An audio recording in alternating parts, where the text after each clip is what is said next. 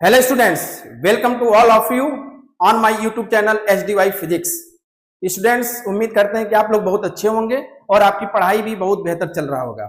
Students हम लोग class 12 के फिजिक्स में प्रीवियस लेक्चर में हम लोग देखे थे कि इंटरफेरेंस से रिलेटेड न्यूमेरिकल, उस न्यूमेरिकल पे टू टाइप्स के जो क्वेश्चन होता नहीं, दो प्रकार के क्वेश्चन पे हम लोग डिस्कस किए थे, जिसमें पहला था इंटेंसिटी फाइंड करने के लिए और दूसरा था एम्पलीट्यूड, यानी कहाँ मैक्सिमम इंटेंसिटी होती है, कहाँ मैक्सिमम एम्पलीट्यूड होता है, कहाँ मिनिमम इंटेंसिटी होती है और कहाँ मिनिमम एम्पलीट्यूड होता है। इससे संबंधित क्वेश्चनों को हम लोग डिस्कस प्रीवियस लेक्चर में किए हुए हैं। आप प्लेलिस्ट में जाकर देख सकते हैं, वेब ऑप्टिक्स के प्लेलिस्ट में आप सारे क्रम से वीडियो पढ़े हुए हैं और सारे चैप्टर के सभी पॉइंट्स को, एक एक टॉपिक को आप देख सकते हैं, वहां पे प्लेलिस्ट में यूट्यूब चैनल में पड़ा हुआ है। तो आइए आज देखते हैं कि उसी चैप्टर में यानी इंटरफेरेंस में एक टॉपिक उसमें आया था फ्रिंजों की स्थिति, जिसमें हम बताए थे कि दो प्रकार के फ्रिंज बनते हैं, जिसमें था आपका दीप्त फ्रिंज यानी जिसको हम ब्राइट फ्रिंज कहते हैं, ब्राइट फ्रिंज, दीप्त फ्रिंज और ब्राइट फ्रिंज, और दूसरा था अदीप्त फ्रिंज यानी डार्क फ्रिंज। इन दोनों की पोजीशन, इन दोनों की स्थिति यानी इन दोनों पॉइंट्स पे हम लोग आज न्यूमेरिकल देखेंगे। न्यूमेरिकल देखने के पहले एक बार हम लोग फार्मूला रिवीजन करना है, क्योंकि प्रीवियस क्लास में तो इसका पूरा डेरिवेशन है, पूरा डेराइव कराया गया फार्मूले का, लेकिन यहाँ पर न्यूमेरिकल लगाने के पहले एक बार हम लोग फार्मूले को रिवीजन कर लेते हैं। तो सबसे पहले देखते हैं कि दीप्त फ्रिंज के लिए वह पॉइंट होता है कि जहां पे इंटेंसिटी मैक्सिमम होती है, और इंटेंसिटी मैक्सिमम होने के लिए हमें पता है कि कलांतर क्या होना चाहिए। कलांतर मतलब होता है फेज डिफरेंस डेल्टा फाई क्या होना चाहिए, 2 पाई n, जहां n इक्वल टू क्या होगा 0 1 2 3 डॉट डॉट डॉट।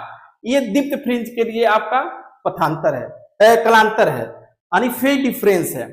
अगर इसी का हम पथांतर निकालें तो आप पढ़ें डेल्टा फाई इक्वल टू क्या होता है 2 pi upon lambda into delta x, या डेल्टा यक्स इक्वल टू लिख सकते हैं क्या lambda upon 2 pi into delta phi. ये पथांतर का फार्मूला हो गया। और जब यहाँ पर हम क्या रखेंगे, क्योंकि क्या होता है देखिए डेल्टा फाई इक्वल टू क्या होना चाहिए 2 पाई n दीप्त फ्रिंज के लिए, इसकी वैल्यू जब रखोगे डेल्टा अपान 2 पाई इंटू 2 पाई n, ये हो गया क्या कैंसिल, पाई से पाई कैंसिल, तो 2 पाई से 2 पाई कैंसिल हो गया, बचा क्या n इंटू लेमडा। मतलब ये है कि दीप्त फ्रिंज के लिए पथांतर क्या होना चाहिए n इंटू लेमडा, क्योंकि अभी न्यूमेरिकल लगाएंगे वहां आएगा। दीप्त फ्रिंज के लिए पथांतर आना चाहिए n इंटू लेमडा, जबकि आपका फेज डिफरेंस कितना होना चाहिए 2 पाई n। ये आपका पाथ डिफरेंस है, यानी पाथ डिफरेंस यानी पथांतर है, पथांतर कितना होना चाहिए n इंटू लेमडा। पथांतर आपका कितना होना चाहिए n इंटू लेमडा, यानी पाथ डिफरेंस कितना होना चाहिए n इंटू लेमडा, और फेज डिफरेंस कितना होना चाहिए 2 पाई n। और ये फेज डिफरेंस और पाथ डिफरेंस में रिलेशन है, तो ये फार्मूले आपके दोनों याद होना चाहिए, अभी न्यूमेरिकल जब लगाएंगे तो वहां पे यूज होगा। दूसरा हम देखते हैं अदीप्त फ्रिंज। अदीप्त फ्रिंज वहां होगा जहां पे तीव्रता मिनिमम होगी, और तीव्रता मिनिमम होने के लिए डेल्टा फाई की वैल्यू क्या होना चाहिए 2n माइनस 1 इंटू पाई, जहां n equal to 1 2 3 dot dot है। देखिए यहाँ पे n इक्वल टू 0 है, लेकिन यहाँ पे 1 2 3 से होगा। ऐसे ही अगर इसका डेल्टा x अगर आप निकालते हैं तो क्या आ जाएगा लेमडा अपान 2 पाई इंटू, इसकी जगह क्या रख देंगे 2n माइनस 1 इंटू पाई, पाई से पाई कैंसिल हो गया, या डेल्टा x इक्वल टू क्या हो गया 2n माइनस 1 लेमडा बाई 2। तो ये क्या हो गया आपका पथांतर हो गया, यानी पाथ डिफरेंस हो गया। किसके लिए अदीप्त फ्रिंज का पाथ डिफरेंस a है और फेज डिफरेंस a है, यानी कलांतर a है और पथांतर a है। ये दोनों पॉइंट आपको याद रखना है। दीप्त फ्रिंज के लिए पाथ डिफरेंस आपका n इंटू लेमडा है, जबकि फेज डिफरेंस 2 पाई n है, जहां n इक्वल टू 0 1 2। इसके बाद हम लोग देखते हैं फ्रिंजों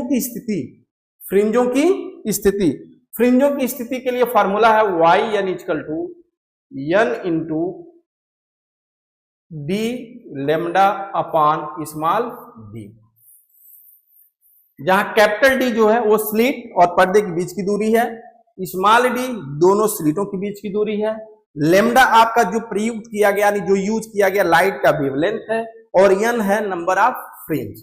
अब इसमें हम लोग दीप्त फ्रिंज के लिए अगर हम देखते हैं तो दीप्त फ्रिंज के लिए y की वैल्यू क्या हो जाएगी, डी लेमडा अपॉन डी, यानी n D lambda upon D. और अदीप्त के लिए क्या हो जाएगा, अदीप्त के लिए आप सीधे रख देंगे, क्या रख देंगे, अदीप्त के लिए आपका हो जाएगा 2n-1 D lambda upon 2d। तो यह अदीप्त फ्रिंज की कंडीशन है yn=2, और यह दीप्त फ्रिंज की स्थिति है, यानी n=1 रखेंगे तो प्रथम दीप्त फ्रिंज होगा, यहाँ n=1 रखेंगे तो द्वितीय दीप्त फ्रिंज प्रथम अदीप्त फ्रिंज होगा। तीसरा अदीप्त फ्रिंज अगर पूछता है तो n=3 रखिए, तीसरा अदीप्त फ्रिंज पूछता है तो n=3 रखिए। तो वे दीप्त फ्रिंज और अदीप्त फ्रिंजों की स्थिति हो गई। अब आती है दीप्तों फ्रिंजों की चौड़ाई। दीप्त फ्रिंज हो या अदीप्त फ्रिंज हो, दोनों के लिए जो चौड़ाई होता है उसको W भी लिख सकते हैं, बीटा भी लिख सकते हैं, उसकी वैल्यू सीधे सीधे क्या होता है, डी लेमडा अपॉन डी। क्या होता है, डी लेमडा अपॉन डी। ये फ्रिंजों की चौड़ाई है। एक चीज और आता है कोड़ी चौड़ाई। कोड़ी चौड़ाई को आप थीटा लिख सकते हैं, थीटा इक्वल टू होता है lambda upon D, theta equal to lambda upon D. यानी कोड़ी चौड़ाई अगर पूछेगा फ्रिंज की कोड़ी चौड़ाई क्या होगी, लेमडा अपॉन स्मॉल डी है, कैपिटल डी नहीं है। अब यहाँ पे एक चीज और वही क्वेश्चन पूछ देता है कि अगर मान लीजिए कि लाइट की रे जो चल रही है उसमें टी थिकनेस का कोई क्या रख दिया जाए, टी थिकनेस का अगर कोई ग्लास रख दिया जाए तो उस स्थिति में उसकी स्थिति क्या हो जाएगी, तो yn=, उसको लिख सकते हैं d upon d μ-1 into t. ये कंडीशन हो जाएगी। हालांकि इस पे न्यूमेरिकल आपके बहुत कम आए हुए हैं, मेन आपके न्यूमेरिकल इसी पे, तो ये सारे फार्मूले आप याद कर सकते हैं, ठीक है। d upon d μ-1 into t, ठीक है। वो पोजीशन डिस्प्लेस हो जाएगा, इतना दीप्त फ्रिंज डिस्प्लेस हो जाएगा अगर हम टी थिकनेस का कोई ग्लास, अगर लाइट जैसे मान लीजिए ए मतलब हो गया, ये पर्दा है और यहाँ से लाइट जा रही है और इसमें हमने टी थिकनेस का कोई ट्रांसपेरेंट ऑब्जेक्ट रख दें, यानी ग्लास ही रख दिया जाए, तो ये दीप्त फ्रिंज होगा वो डिस्प्लेसमेंट हो जाएगा। कितना हो जाएगा, d upon d μ-1 into t, ये आपका डिस्प्लेसमेंट हो जाएगा, ठीक है। अब इसके बेस पे हम लोग जितने न्यूमेरिकल है उस न्यूमेरिकल को देखते हैं। आइए, जिसमें पहला न्यूमेरिकल आपका दिया हुआ है कि यंग के प्रयोग में केंद्रीय फ्रिंज से तीसरी दीप्त फ्रिंज तथा तीसरी अदीप्त फ्रिंज पर पहुंचने वाली प्रकाश तरंगों में कितना कालांतर व कितना पथांतर होगा। अभी आप देखे हैं कि दीप्त फ्रिंज के लिए और दीप्त फ्रिंज यानी ब्राइट फ्रिंज के लिए, दीप्त फ्रिंज के लिए पथांतर कितना होना चाहिए, delta phi equal to 2 pi n, ठीक है, 2 पाई n होना चाहिए। अब कह रहा है कि कितने के लिए, तीसरे के लिए, n इक्वल टू क्या, तीसरा दीप्त फ्रिंज, तो डेल्टा फाई इक्वल टू कितना हो गया बताइए, जब यहां रखेंगे 2 पाई इंटू 3 इक्वल टू कितना हो जाएगा 6 पाई, 6 पाई। अब इसका हम लोग पथांतर देख लेते हैं, ठीक है। दीप्त फ्रिंज के लिए अभी आप प्रीवियस में फार्मूला देखे हैं, अब दीप्त फ्रिंज का हम पथांतर देख लेते हैं। पथांतर यानी पाथ डिफरेंस, पथांतर डेल्टा x क्या होना चाहिए, अभी देखें n इंटू लेमडा, या delta x equal to n कितना होना चाहिए 3, यानी 3 लेमडा आपका क्या हो गया, ये पथांतर हो गया। बहुत आसान क्वेश्चन था ये। ऐसे ही अदीप्त फ्रिंज का अगर आप देखते हैं, अदीप्त फ्रिंज के लिए, अदीप्त फ्रिंज के लिए पथांतर क्या, पाथ फेज डिफरेंस कालांतर क्या होगा, अभी देखें आप 2n-1 इंटू पाई, तो डेल्टा फाई किसका निकालना है, तीसरे का, तो 2 इंटू 3-1 इंटू पाई, यानी कितना हो गया 5 पाई, यानी डेल्टा फाई इक्वल टू कितना हो गया 5 पाई, ठीक है। अब इसका आप पथांतर निकाल दीजिए। पथांतर आप देखें delta x equal to 2n-1 lambda by 2। तो यहाँ तीसरा रखेंगे तो क्या हो जाएगा, 3 2 जा 6 माइनस 1 यानी 2 इंटू 3 माइनस 1 लेमडा बाई 2 यानी 5 लेमडा बाई 2। ये आपका डेल्टा एक्स हो गया।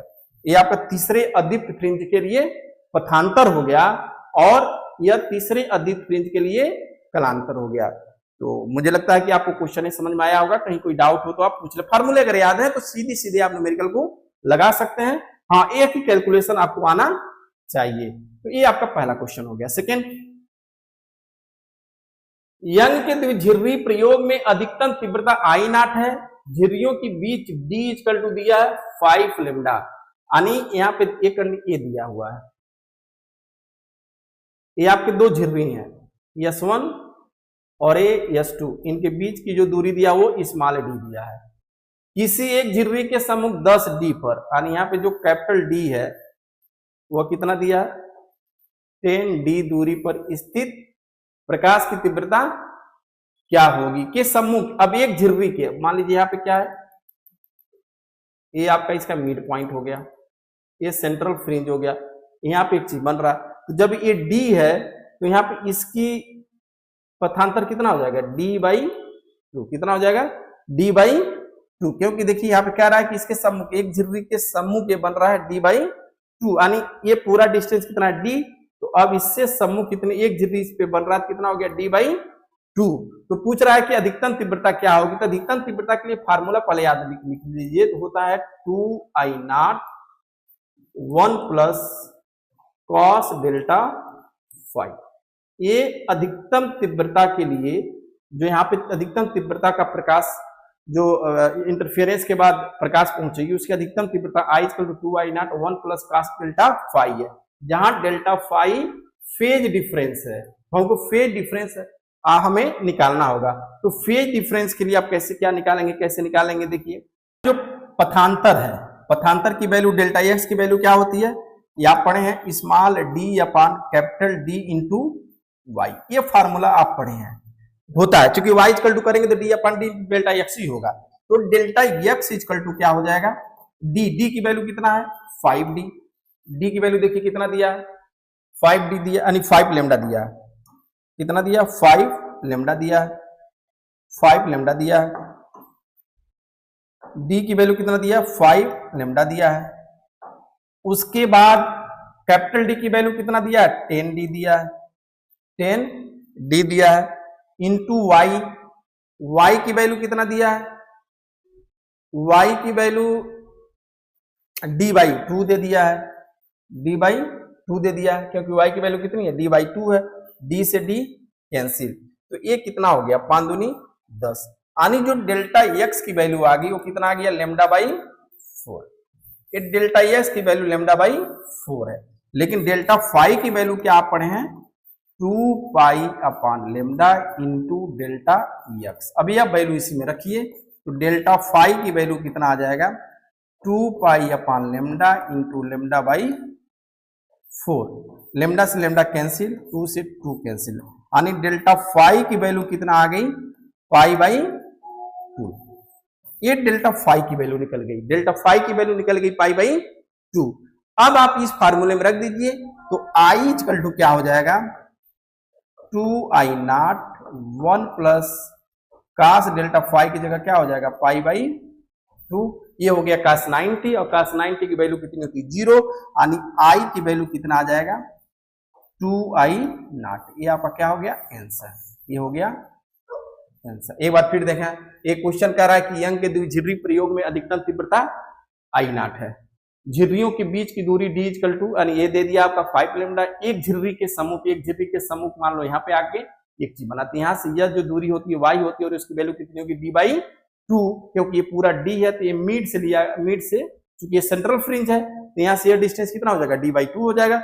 इसीलिए यहाँ y की जगह क्या रख दिएगा, d/2। इससे निकालने के बाद जो पथांतर आ रहा है वो कितना आ गया आपका, λ/4 आ गया। बाकी वैल्यू रखने पर और हल करने पर जो आंसर आ गया I = 2I0। हाँ, एक चीज याद रखना कि जो तीव्रता I होती है उसकी फार्मूला होती है I = 2I0 1 plus cos delta phi. ये फार्मूला आप बना सकते हैं, प्रीवियस लेक्चर में बताया हूं, तो उसे फार्मूला बना के बिना कम समझ, चूंकि यह क्वेश्चन आपके नीट में भी आया हुआ है, ये क्वेश्चन आपके नीट में भी आया हुआ क्वेश्चन है और आपके बुक में भी ये क्वेश्चन दिया है। एनसीईआरटी का सारा सोल्यूशन मैं यहाँ करा दे रहा हूं, ठीक है। नेक्स्ट देखिए, नेक्स्ट क्वेश्चन है कि 5 मिमी अंतराल की दो झिर्रियों पर, 5 मिमी अंतराल यानी दो झिर्रियों के बीच की दूरी दी दिया है 5 मिलीमीटर पर, दो झिर्रियों पर लेमडा इक्वल टू दे दिया 5000 एंगस्ट्राम। सबसे पहले जो गिवन है उसको नोट करिए, 5000 एंगस्ट्राम तरंगदैर्घ्य प्रकाश का लंबवत आपतित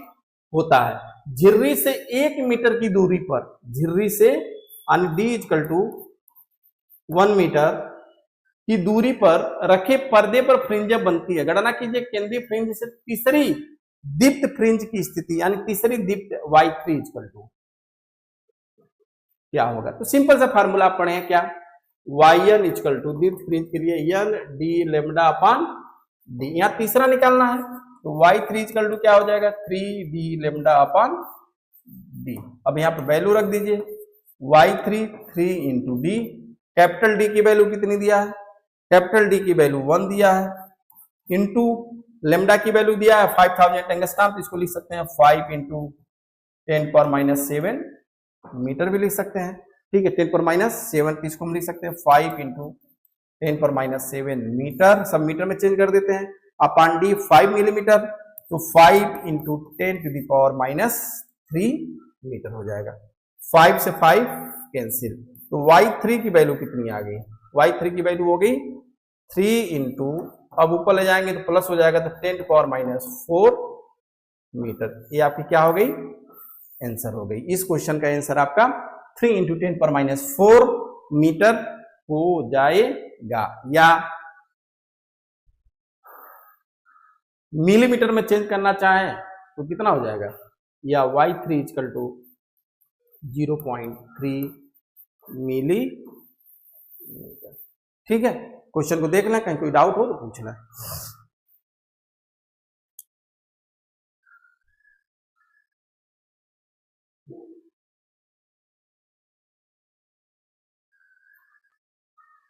ठीक है, हमें लगता है कहीं कोई दिक्कत नहीं होगी। नेक्स्ट क्वेश्चन देखिए, नेक्स्ट क्वेश्चन दिया है कि एक रेखा छिद्र के प्रयोग में 6000 एंगस्ट्राम तरंगदैर्घ्य का प्रकाश प्रयोग मिलाया जाता है, यानी लेमडा इक्वल टू दिया है 6000 एंगस्ट्राम का प्रयोग मिलाया जाता है, तो संदर्भ बिंदु से 0 कोटि की और 10वीं कोटि की दीप्त फ्रिंज की स्थिति, यानी प्रारंभ में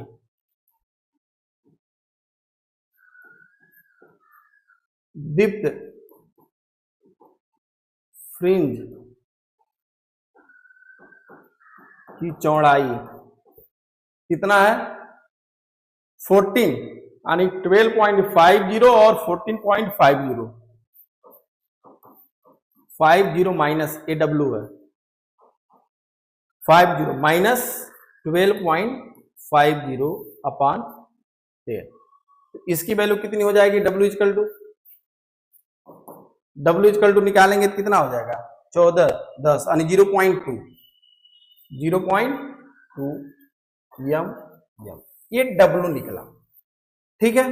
फिर कह रहा है कि यदि तरंगदैर्घ्य को परिवर्तित करके 5000 एंगस्ट्राम कर दी जाए तो 0 तथा 10वीं कोट की दीप्त फ्रिंज कहां पर बनेगी, यानी पहले जो है वह फ्रिंजों की स्थिति आपकी ये है 0.2, 0 और 10वीं कोट के बीच। अब कह रहा है कि अगर तरंगदैर्घ्य बदलना तो इसकी स्थिति में क्या परिवर्तन होगा, तो आप पढ़े हैं, क्या पढ़े हैं, आप पढ़े हैं W इक्वल टू होता है D लेमडा अपॉन D, या इसको क्या लिख सकते हैं, इसको लिख सकते हैं W upon capital D equal to D lambda upon D।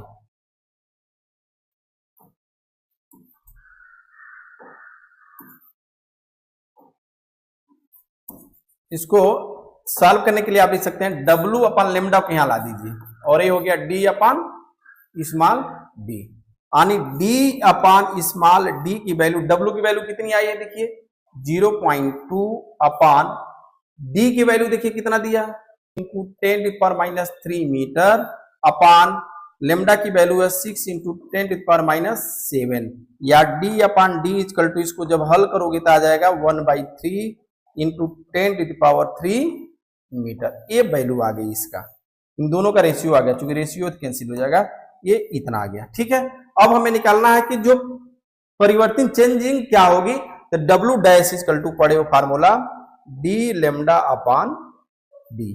तो W dash is equal to D upon D की वैल्यू क्या है 1/3 into 10³ into 1/3 into 10³ into lambda की वैल्यू कितना है, कह रहा है 5000 एंगस्ट्रॉम कर दिया जाए, ये चेंजिंग वाला है, तो 5 इंटू 10⁻⁷।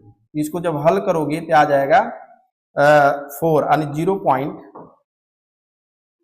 कितना हो जाएगा अपान डी भी है ना, देखिए यहाँ पे डी अपान डी हो गया। इसको सॉल्व करोगे 10⁻3, इसको हम लिख देते हैं 10⁻³ या 4 यानी 10⁻⁴ इंटू 5/3। ठीक है, या इसको लिख सकते हैं आप, क्या लिख सकते हो,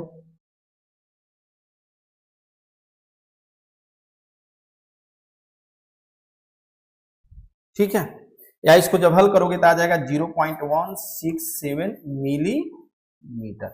यह आपकी चेंजिंग स्थिति आ गई। तो शून्य जो दीप्त फ्रिंज है उसकी स्थिति तो नहीं बदलेगी, लेकिन दीप्त फ्रिंज की स्थिति बदल जाएगी। दीप्त फ्रिंज की स्थिति कितनी हो जाएगी, दीप्त फ्रिंज की स्थिति बदल जाएगी, 10वीं दीप्त फ्रिंज की स्थिति बदल जाएगी। तो 10वीं दीप्त फ्रिंज की स्थिति कैसे बदल जाएगी आपके, अब इसमें देखें हम शून्य यानी आपका दिया कि प्रकाश तरंग दैर्घ्य इतना दिया, देखिए संदर्भ बिंदु में शून्य कोट, यहाँ कलर चेंज कर देते हैं, शून्य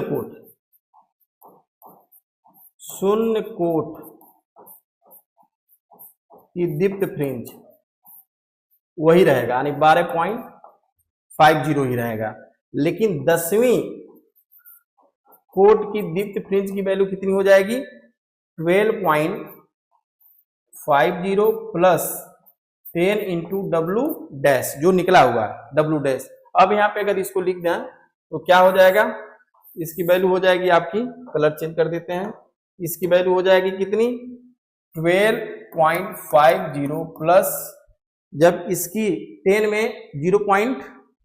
ये हो जाएगा 1.67 तब इसको हल करेंगे तो आ जाएगा 14.17 मिलीमीटर। ये आपका चेंज हो जाएगा, यानी जो 10वीं दीप्त फ्रिंज की कंडीशन होगी, जो 10वीं दीप्त फ्रिंज की कंडीशन होगी बदल के कितना हो जाएगा 14.17, जबकि शून्य कोट की कंडीशन यही रहेगी। तो यह क्वेश्चन भी बहुत इंपॉर्टेंट है, बोर्ड एग्जाम में कई बार पूछा हुआ है, इसको अच्छे से आप लोग देख लें। ठीक है, फिर नेक्स्ट चलते हैं। नेक्स्ट दिया कि दो स्लिटों के बीच की दूरी स्मॉल है डी, दो स्लिटों के बीच की दूरी स्मॉल डी की वैल्यू दिया है 2 इंटू 10⁻⁴ मीटर। ठीक है, और तरंगदैर्घ्य दे दिया लेमडा इक्वल टू दे दिया 6 इंटू 10⁻⁷ मीटर। ठीक है, कह रहा है कि व्यतिकरण द्वारा 80 सेंटीमीटर दूरी पर यानी capital D equal to 80 centimetre यानी 0.8 मीटर की दूरी पर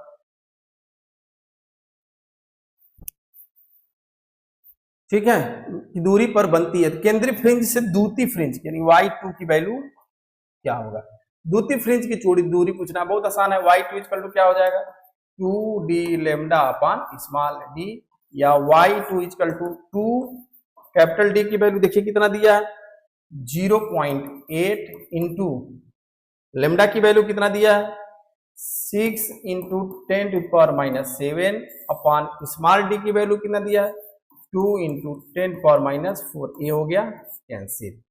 ठीक है, 8 छके 48 और इसको ऊपर ले जाएंगे तो 0, इसको लिख सकते हैं क्या 4.8 इंटू 10 ऊपर ले जाएंगे तो 10⁻³ मीटर। ठीक है, या y2 इक्वल टू हो जाएगा 4.8 मिलीमीटर। ये आपका क्या हो गया आंसर हो गया। ठीक है, इस क्वेश्चन का आंसर आपका ये हो गया। तो इस तरह से आप सभी प्रश्नों को हल कर सकते हैं। एनसीईआरटी का सॉल्यूशन था। ठीक है, एनसीईआरटी का ये सॉल्यूशन चल रहा है, आप उसमें देख सकते हैं। नेक्स्ट दिया है यंग के प्रयोग में पीला प्रकाश जिसकी तरंगधर लेमडा 1 पीला है तो मान लीजिए लेमडा 1 इक्वल टू दिया है 6000 एंगस्ट्रॉम, प्रयुक्त होने पर दृष्टि से 60 फ्रिंजें बनती है, यानी n1 इक्वल टू कितना बनता है 60। कह रहा है कि यदि नीला प्रकाश रंग प्रयोग किया जाए तो लेमडा 2 इक्वल टू इसका तरंग दैर्ध्य दे दिया है 4500। कितना दे दिया है? 4500 एंगस्ट्रॉम। देखिए कितना दे दिया? 4500 एंगस्ट्रॉम। तो n2 की वैल्यू कितनी होगी ये पूछ रहा है। ठीक है, तो यहाँ पर आप जानते हैं फार्मूला क्या होती है, n1 lambda 1 equal to n2 lambda 2, या n2 इक्वल टू क्या हो जाएगा, n1 लेमडा 1 अपॉन लेमडा 2, या n2 इक्वल टू n1 की वैल्यू कितनी दिया है 60 इंटू इसका कितना दिया लेमडा 1 6000 अपान लेमडा 2 कितना दिया है 4500। ठीक है, तो 1 0 से 1 0 1 0 से 1 0, 15 चौक को 60, 15 तिया 45। ठीक है, 3 दूनी 6, यानी n2 की वैल्यू कितनी हो गई 20 चौक को 80, यानी कितने फ्रिंज बनेंगे 80 फ्रिंज बनेंगे। यानी नीला प्रकाश अगर प्रयोग किया जाए इतने तरंगदैर्घ्य का, तो जो फ्रिंजें बनेंगी उसमें कितनी दिखाई देंगी 80 फ्रिंजें दिखाई देंगी। इस तरह से इस चैप्टर से रिलेटेड आपके एक क्वेश्चन रहा। बाकी कुछ और इंपॉर्टेंट क्वेश्चन होंगे तो अगले वीडियो में लेके आएंगे। बाकी नए चैप्टर शुरू करूंगा। बाकी आगे जो है हम लोग नया चैप्टर शुरू किया जाएगा विवर्तन।